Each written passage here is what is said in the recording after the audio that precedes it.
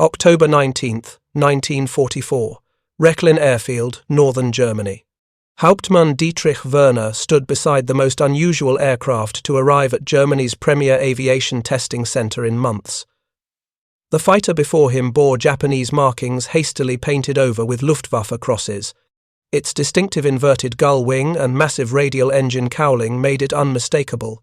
This was a Vought F4U Corsair, America's frontline naval fighter, and it had travelled nearly 7,000 miles from the Pacific Theatre to this airfield 100 kilometres northwest of Berlin. Werner had flown nearly every German fighter type during his career as a test pilot. He had evaluated captured Spitfires, P-38s, and P-51 Mustangs. But the Corsair represented something different. This was the fighter American naval aviators used to dominate Japanese Zeros. Intelligence reports described it as the most powerful single-engine fighter in operational service anywhere in the world. Its Pratt and Whitney R-2800 double Wasp engine produced over 2,000 horsepower, more than any German fighter engine could generate. The aircraft before Werner bore serial number 17,752. It had been manufactured by Vought in Stratford, Connecticut, in March 1944. After completing carrier qualification trials, it was assigned to Marine Fighter Squadron VMF-214 operating from Peleliu Island. On August 23, 1944, Second Lieutenant James Morrison had been escorting SBD Dauntless dive bombers attacking Japanese positions on Bab el-Thuab when his engine suffered catastrophic oil pressure loss. Morrison managed to ditch in shallow water near a small island he believed was unoccupied. It wasn't. Japanese naval infantry recovered Morrison and his aircraft. The pilot became a prisoner. The Corsair, damaged but largely intact, became an intelligence prize. Japanese technicians at Truk, Atoll's naval base, spent 3 weeks repairing the fighter. They were particularly interested in the R-2800 engine, which significantly outperformed anything in Japanese inventory. But Japan's deteriorating strategic situation and limited testing infrastructure meant comprehensive evaluation was impossible. In September 1944, the Japanese Navy offered to transfer the captured Corsair to Germany via submarine. This was part of broader, though largely unsuccessful, Axis technical cooperation. The submarine I-29 departed Truk on September 8, carrying the Corsair's engine, propeller, key components, and complete technical documentation. The airframe itself would follow by a different route. If you're enjoying this deep dive into the story, hit the subscribe button and let us know in the comments from where in the world you are watching from today. The I-29 never reached Germany. American submarine USS Sawfish torpedoed and sank it in the Philippine Sea on October 10. But through extraordinarily complex logistics involving neutral ports and diplomatic channels that remain partially classified even today, the Corsair airframe did reach Europe. By mid-October 1944, it sat at Rechlin, awaiting systematic evaluation by Germany's best test pilots and engineers. Rechlin Airfield had served as the Luftwaffe's primary aircraft testing and evaluation center since the facility's secret reopening in 1922. The Treaty of Versailles had prohibited German military aviation, but the Weimar Republic maintained Rechlin clandestinely for exactly this purpose. By 1944, Rechlin encompassed multiple sites, including the main grass-surfaced airfield, satellite facilities, and extensive laboratory complexes. The installation employed over 2,000 personnel, test pilots with thousands of hours evaluating every German aircraft type, engineers with doctorates from Berlin, Technical, University and Göttingen, technicians trained to extract precise performance data from test flights. Rechlin's mission was comprehensive evaluation of every new Luftwaffe aircraft design and thorough analysis of captured enemy aircraft. The facility had tested dozens of Allied aircraft types since 1940. British Spitfires, American P-38s, Soviet Yaks, and large EGs. Each evaluation produced detailed technical reports distributed to Reich Air Ministry officials, aircraft manufacturers, and operational commanders. These reports were considered the gold standard throughout German aviation. Favorable assessments from Rechlin could secure lucrative production contracts. Unfavorable reports could doom development programs. The captured Corsair's arrival generated immediate interest. Intelligence reports from the Pacific described the F4U as possessing exceptional performance at all altitudes. Japanese pilots reported being unable to escape pursuing Corsairs through traditional evasive maneuvers. The fighter's speed, climb rate, and diving performance exceeded everything Japan could field. German engineers wanted to understand exactly how American designers had achieved such capabilities. Before test flights could begin, Rechlin's engineers needed to comprehend every system aboard the Corsair. This proved challenging. The F4U represented naval aviation design philosophy, significantly different from German land-based fighter development. The aircraft was massive by German standards, weighing over 9,000 pounds empty and nearly 14,000 pounds fully loaded. For comparison, a Messerschmitt Bf 109 G6 weighed 5,900 pounds empty. The Corsair weighed as much as 2 German fighters, yet flew on a single engine, producing power levels German designers had never achieved in operational service. The distinctive inverted gull wing immediately drew attention. German engineers recognized this as an elegant solution to multiple take-time problems. The design allowed shorter, stronger landing gear while maintaining propeller ground clearance. The wing root met the fuselage at 90 degrees, minimizing drag at the junction. The configuration provided excellent pilot visibility over the nose during carrier approaches. Oberingenieur Klaus Hauptmann, Rechlin's chief structures engineer, spent days examining the wing. His report noted sophisticated stress analysis and careful attention to weight distribution. The wing was incredibly strong, designed to withstand carrier landing impacts that would destroy land-based fighters. Yet it wasn't unnecessarily heavy. American designers had calculated loads precisely and engineered structures to exact requirements. The cockpit arrangement reflected naval operations priorities. The seat was positioned high in the fuselage, providing exceptional visibility. The canopy offered nearly unobstructed views in all directions except directly aft. Instrument layout was logical but different from German practice. American instruments used unfamiliar calibrations. Every switch and control required identification before flight testing could begin. The most impressive feature was the engine. The Pratt and Whitney R2800 double Wasp was a masterpiece of American engineering. This 18-cylinder, 2-row radial engine represented the culmination of decades of American radial engine development. In standard configuration, it produced 2,000 horsepower at takeoff. With water methanol injection, which the captured Corsair possessed, output increased to approximately 2,250 horsepower.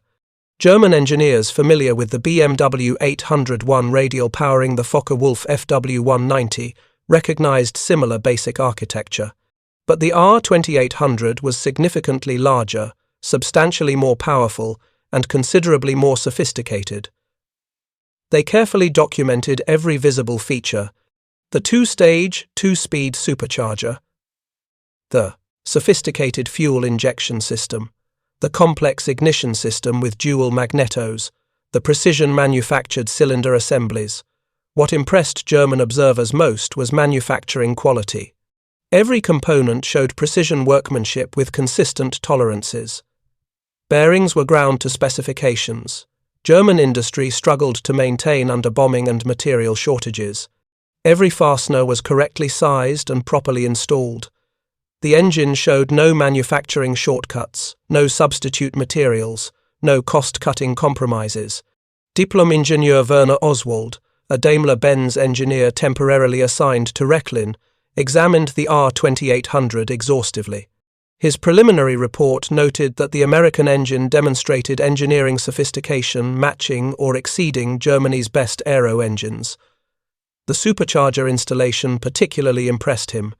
The 2-stage system with intercooling allowed the engine to maintain high power output at altitudes where German fighters struggled. The armament installation revealed American firepower doctrine. The Corsair carried 6 Browning M250 caliber machine guns, 3 in each wing. This represented devastating firepower concentrated in a stable gun platform.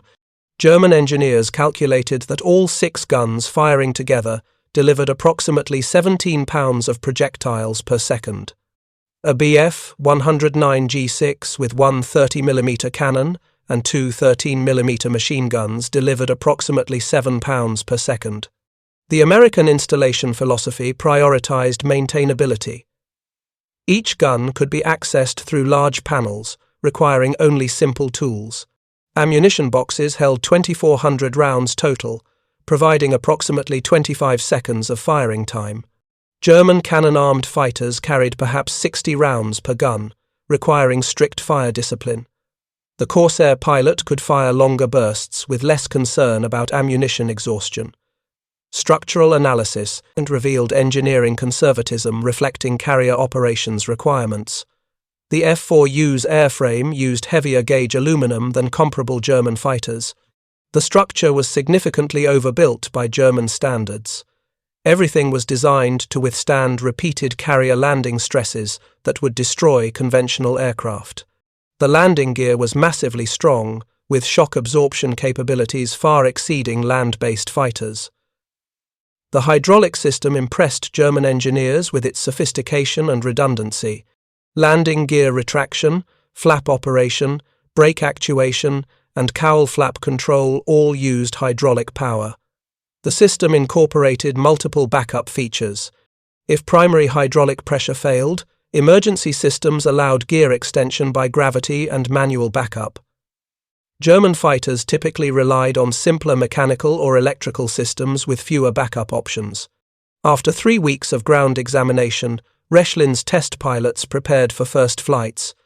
The captured Corsair, now painted in Luftwaffe colours with prominent recognition markings, sat on Rechlin's grass airfield awaiting its first German pilot.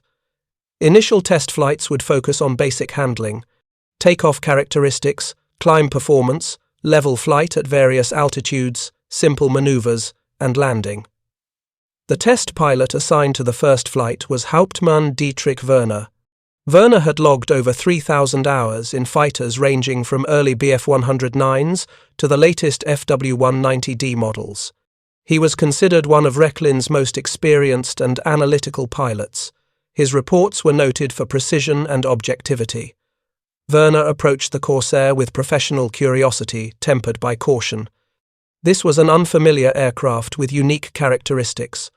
The first impression upon entering the cockpit was exceptional visibility.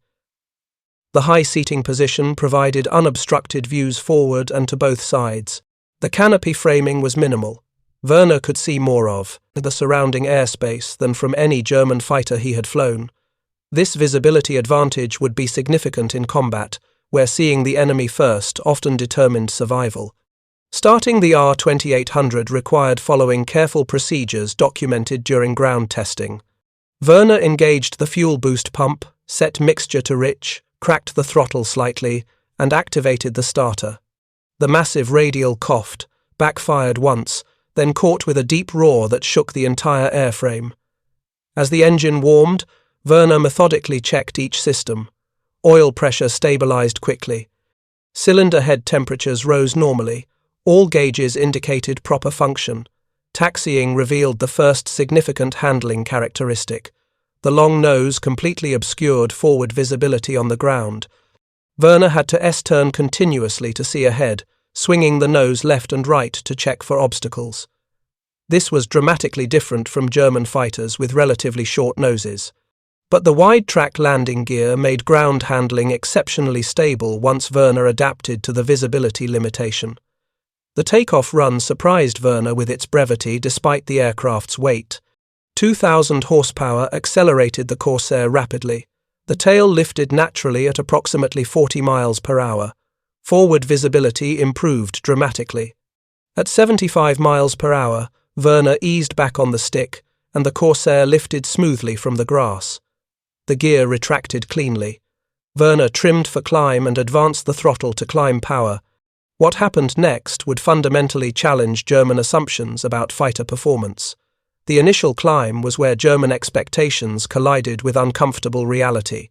Preliminary calculations based on the Corsair's weight suggested good but not exceptional climb performance.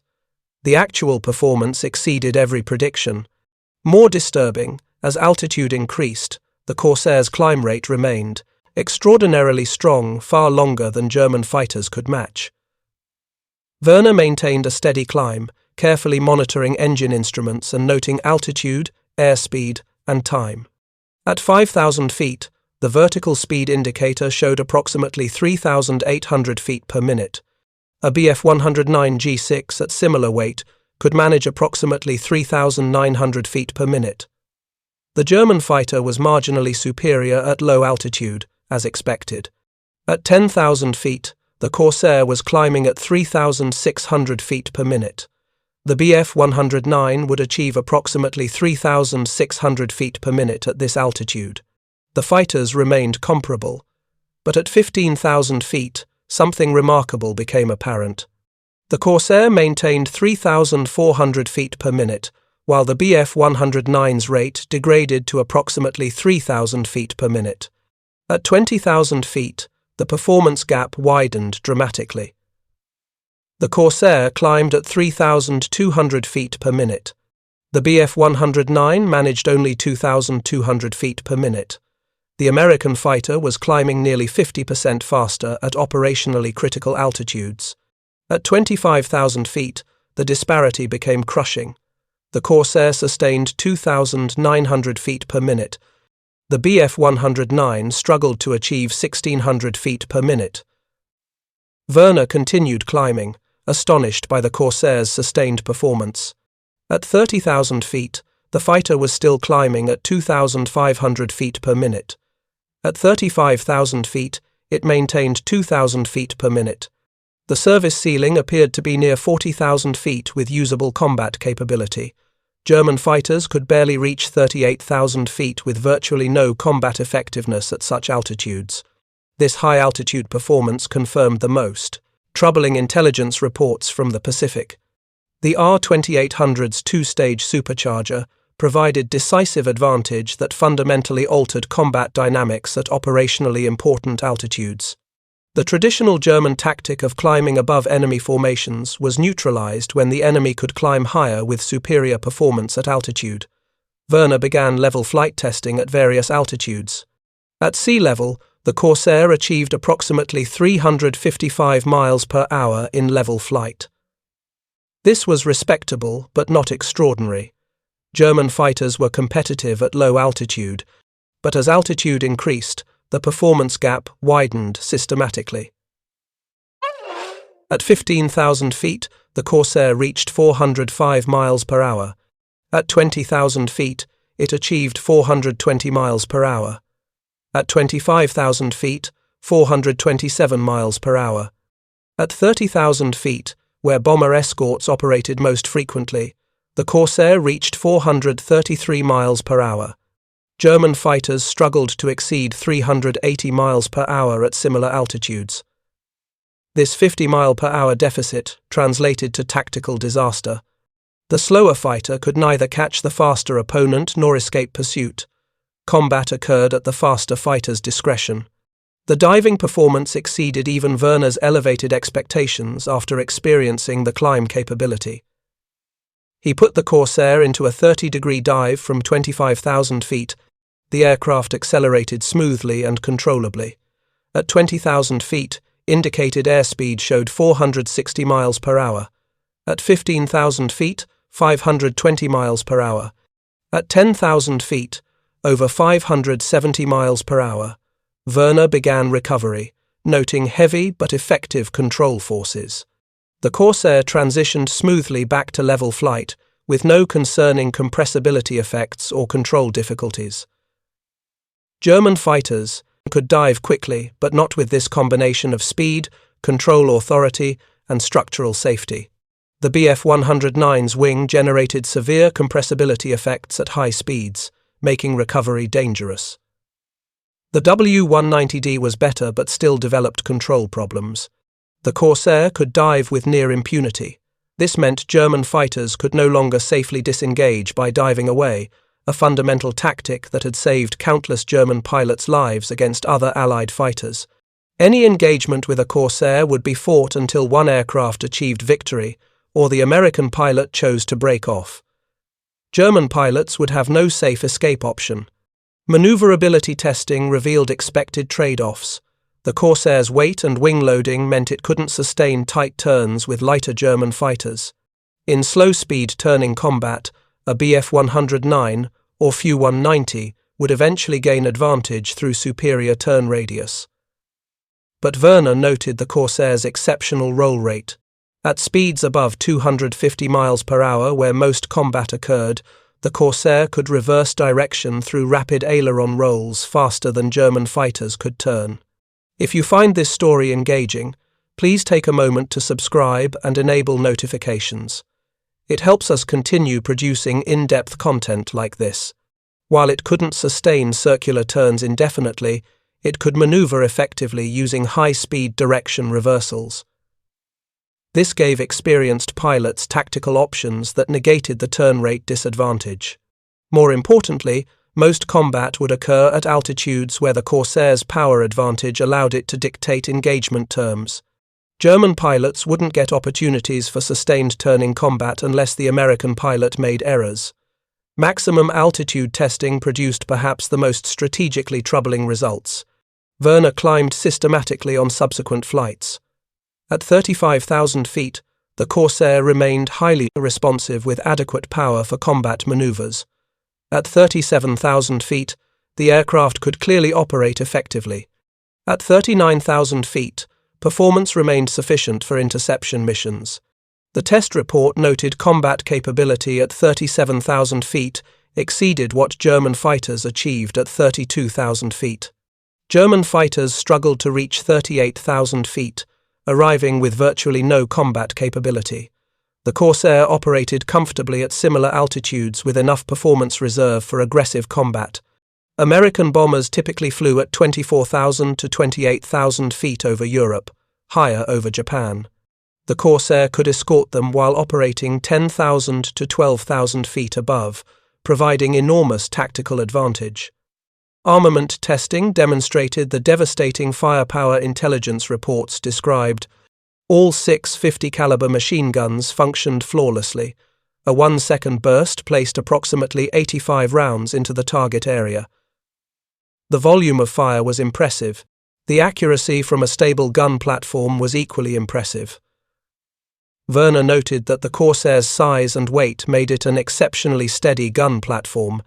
Lighter fighters experienced more disturbance from gun recoil. What most impressed German observers was ammunition capacity. With 2,400 rounds total, the Corsair could fire for approximately 25 seconds of continuous trigger time. Realistically, pilots would use shorter bursts, extending ammunition to dozens of firing passes. German cannon fighters carried perhaps 200 rounds, requiring extreme fire discipline. 1 or 2 firing passes expended most ammunition. The tactical implications were profound.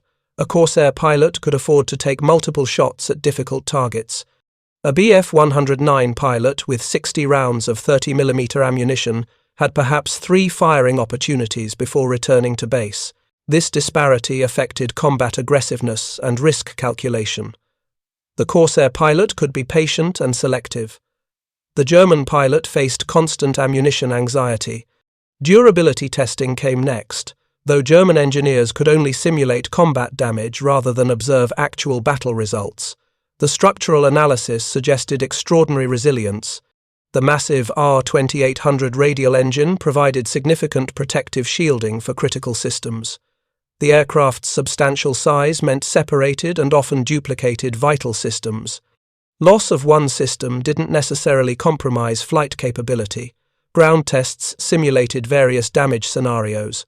The Corsair could sustain significant tail surface damage and remain controllable. It could lose multiple cylinders and continue flying. The self-sealing fuel tanks worked effectively. The entire philosophy emphasized pilot survival and aircraft recovery. Every design choice reflected understanding that naval aviators operating over vast ocean expanses needed aircraft capable of returning to carriers despite damage. The systems analysis revealed manufacturing sophistication that German industry could no longer consistently match. Every component showed precision manufacturing and quality materials. Bearings were precision ground. Every fastener was correctly specified. Wiring harnesses were professionally assembled with proper strain relief. The aircraft showed no manufacturing shortcuts, no substitute materials, no evidence of wartime quality degradation. This suggested industrial capabilities that German engineers found deeply concerning. The Corsair was complex and expensive to build, yet Vought, Goodyear and Brewster were producing these aircraft at combined rates exceeding 100 per month by late 1944. The engineering sophistication, manufacturing quality, and production rate simultaneously suggested an industrial system operating at levels Germany could not approach. After 6 weeks of intensive testing through November and early December 1944, Rechlin produced a comprehensive evaluation report. The document was classified Geheime Kommandosage, distributed only to the highest command levels. The assessment was extraordinarily blunt. The F4U Corsair represented the most capable single-engine fighter the Luftwaffe had evaluated, combining exceptional high-altitude performance with devastating firepower, robust construction, and operational characteristics superior to any German fighter in service or development. The report identified multiple grave concerns. The Corsair's climb performance meant American fighters could achieve altitude advantage before engagements. Its high-altitude superiority meant it could choose when and where to engage. Its diving speed meant German fighters couldn't safely disengage. Its firepower meant any aircraft caught in its sights faced near certain destruction. Its structural strength meant it could survive damage that would destroy German fighters.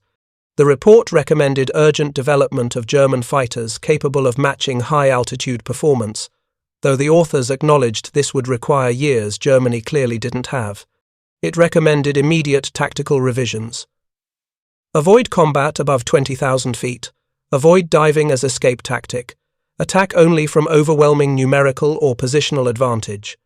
Use hit-and-run tactics, prioritizing survival over victory claims. The authors recommended everything except the one thing Germany actually needed: time to redesign its aviation industry and aircraft development philosophy from fundamental principles.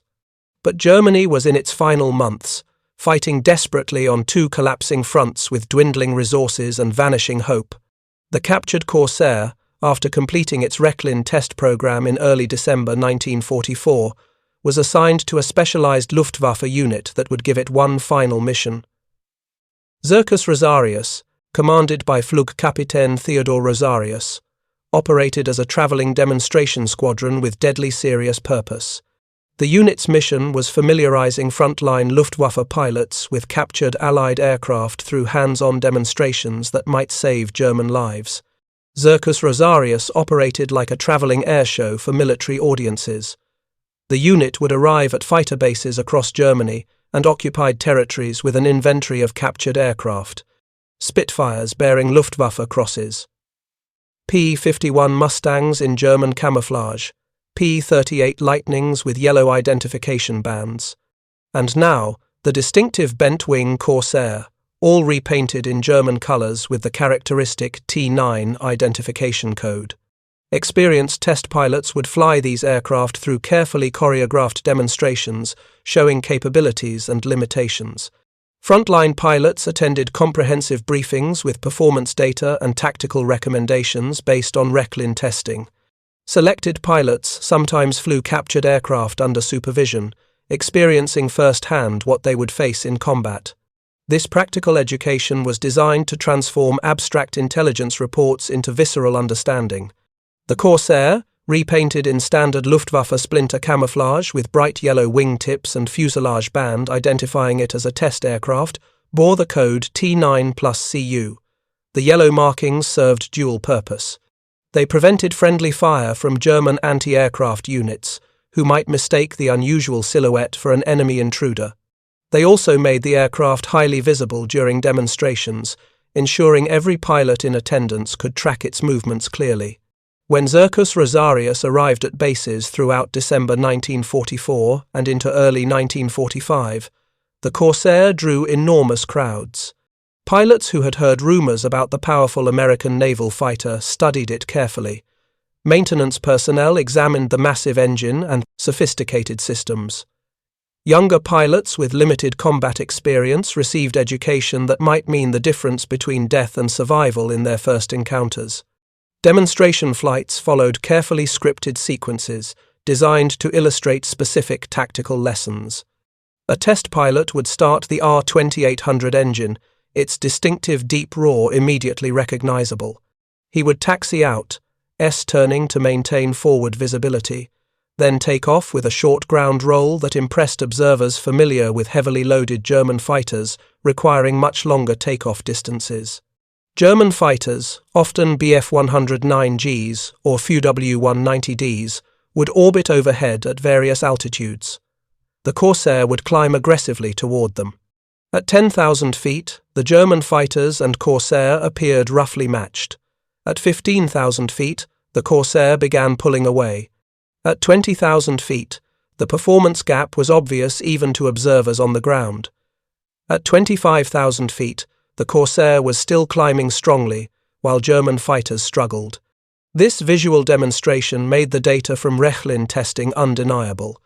You cannot outclimb a Corsair above 15,000 feet. German fighters that had dominated altitude combat earlier in the war now faced an opponent that could achieve superior position, regardless of German pilot skill or tactical cleverness. The altitude advantage belonged to whoever flew the Corsair. Then came the diving demonstration. Both the Corsair and a German fighter would begin at 30,000 feet. They would dive together toward the field. Initially descending side by side, the Corsair would steadily pull away. By 20,000 feet, the gap was substantial. By 15,000 feet, the Corsair was hundreds of meters ahead. By 10,000 feet, the German fighter was hopelessly outpaced. The demonstration viscerally communicated what words could not fully convey. You cannot escape a Corsair by diving. The traditional German tactic of diving away from unfavorable combat had been negated. Any pilot who engaged a Corsair committed to fight until one aircraft achieved victory or until the American pilot chose to disengage. There would be no safe escape for German pilots. The turning demonstration provided some encouragement. At lower altitude, around 6,000 feet, the Corsair would engage a Bf-109 or W-190 in turning combat. The German fighter would clearly outturn the American fighter in sustained circular combat. After 2 or 3 turns, the German fighter would be gaining angle. This showed German pilots they retained advantages that proper tactics could exploit. But the briefings emphasized critical context. The Corsair pilot would never accept sustained turning combat unless tactically forced into it. The American fighter's superior climb and dive performance meant its pilot could control engagement terms. He could climb away, he could dive away, he could use high-speed slashing attacks. German pilots might theoretically win turning combat, but they would rarely get opportunities to turn fight unless facing inexperienced American pilots making fundamental tactical errors. Briefings following demonstrations emphasized specific tactics based on comprehensive Rechlin testing. Avoid combat above 20,000 feet where the Corsair's performance advantage was overwhelming. Avoid diving as an escape tactic since the Corsair could match or exceed any German fighter's diving speed. Exploit the Corsair's inferior sustained turn performance through slow-speed maneuvering combat if tactically feasible. Attack from positions minimizing the Corsair's energy advantages, below and behind where the massive engine limited pilot visibility. From directly astern where the American pilot had no rear visibility, from angles preventing the Corsair from converting speed into climbing or diving maneuvers. Engage only with numerical superiority or overwhelming positional advantage. Use formation tactics concentrating multiple fighters against single Corsairs. Make high-speed slashing attacks through formations rather than sustained engagements. Prioritize survival over victory claims. Break off combat at first indication of unfavorable dynamics. The Germans needed their experienced pilots far more than they needed additional kill claims. Major Heinz Baer, a Luftwaffe ace credited with 220 victories who flew against Corsairs in the Mediterranean and evaluated captured examples, provided frank assessments that circulated through Zirkus briefings. The Corsair is the most formidable single-engine fighter the Americans have deployed. It combines the P-51's speed, superior climb performance, heavy firepower, and exceptional structural strength. Fighting Corsairs requires perfect tactical discipline and acceptance that we cannot defeat them through individual combat skill. We must use formations, surprise, and immediate disengagement when conditions turn unfavorable. Hans-Joachim Marseille, before his death in 1942, had demonstrated that exceptional German pilots could defeat numerically superior opponents through superior tactics and marksmanship. But Marseille fought obsolescent British fighters and inexperienced Allied pilots. By late 1944, Luftwaffe pilots faced experienced Allied aviators flying aircraft like the Corsair that negated traditional German tactical advantages. The Zirkus's educational mission became increasingly urgent as Allied numerical superiority grew overwhelming. By early 1945, the unit's inventory included multiple captured aircraft representing the full spectrum of Allied fighter capabilities. But the gap between understanding enemy capabilities and possessing competitive German aircraft to implement proper tactics grew wider daily. German pilots knew theoretically how to fight Corsairs optimally. They understood the tactics that might provide survival chances. But they lacked sufficient competitive fighters, adequate fuel, or enough experienced wingmen to implement recommended tactics consistently. They knew they should avoid high-altitude combat, but Allied bombers flew high, forcing German interceptors to climb where Corsairs and other Allied escorts dominated completely. By February 1945, maintaining the captured Corsair became logistically impossible. The R-2800 engine required high-octane aviation fuel increasingly scarce throughout collapsing Germany. It needed specialized maintenance that German mechanics struggled to provide without proper manuals, tools, or spare parts. The aircraft's complex systems began failing without American spare parts. By late March 1945, with Allied armies advancing from west and east, Zirkus Rosarius effectively ceased operations. Its aircraft were scattered across various airfields. Some were destroyed to prevent recapture. Others were abandoned as fuel exhausted, and German forces retreated. The Corsair's ultimate fate remains uncertain. It may have been destroyed at Bad Wörishofen in Bavaria. It may have been captured intact by American forces. Records from that chaotic period are incomplete, but the captured Corsair's impact extended far beyond its physical existence. American intelligence officers discovered detailed German test reports after the war's end. These documents revealed that German engineers understood Allied fighter capabilities with remarkable precision. The Rechlin evaluation of the Corsair was comprehensive, technically accurate, and strategically insightful. The reports demonstrated that Germany's defeat wasn't caused by failure to understand Allied capabilities. German test pilots and engineers provided accurate assessments. They identified strengths and weaknesses objectively. They developed tactically sound countermeasures. The defeat resulted from Germany's inability to produce competitive aircraft in adequate numbers, train sufficient pilots, or maintain industrial capacity under sustained Allied bombing. The production statistics revealed the magnitude of strategic disparity. Vought Aircraft's Stratford plant produced approximately 400 F4U Corsairs monthly by late 1944. Goodyear's Akron facility added another 300 F2G variants monthly. Brewster's plant contributed additional production until quality problems forced contract cancellation. Combined American production exceeded 600 Corsairs monthly from just two primary manufacturers. Germany's entire fighter production in January 1945 totaled approximately 1,000 aircraft of all types. This included Bf-109s, FW-190s, Me-262s, and various other designs. American production of a single specialized naval fighter type approached two-thirds of total German fighter output. and America simultaneously produced P-51s, P-47s, P-38s, P-61s, and other fighters in vast quantities, while supplying allies and maintaining massive strategic bombing campaigns. Even if German pilots achieved favorable kill ratios through perfect tactics and superior training, basic arithmetic made defeat inevitable. America would simply replace losses faster than Germany could inflict them. The asymmetry was unsustainable and grew worse monthly, as German production declined under bombing while American production accelerated. The pilot training disparity compounded numerical disadvantages. By late 1944, German fighter pilots received barely 50 hours of total training before joining operational units. This included basic flight instruction, transition training, and minimal combat preparation. American naval aviators received over 200 hours before carrier qualification, then additional training before joining fleet squadrons. German pilots with minimal experience faced American opponents with 4 times more training, flying superior aircraft in greater numbers, supported by better logistics.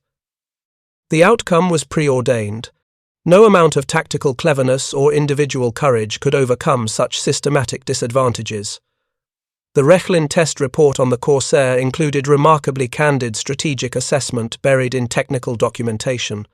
The F4U represents American industrial and engineering capabilities applied without resource constraints we face.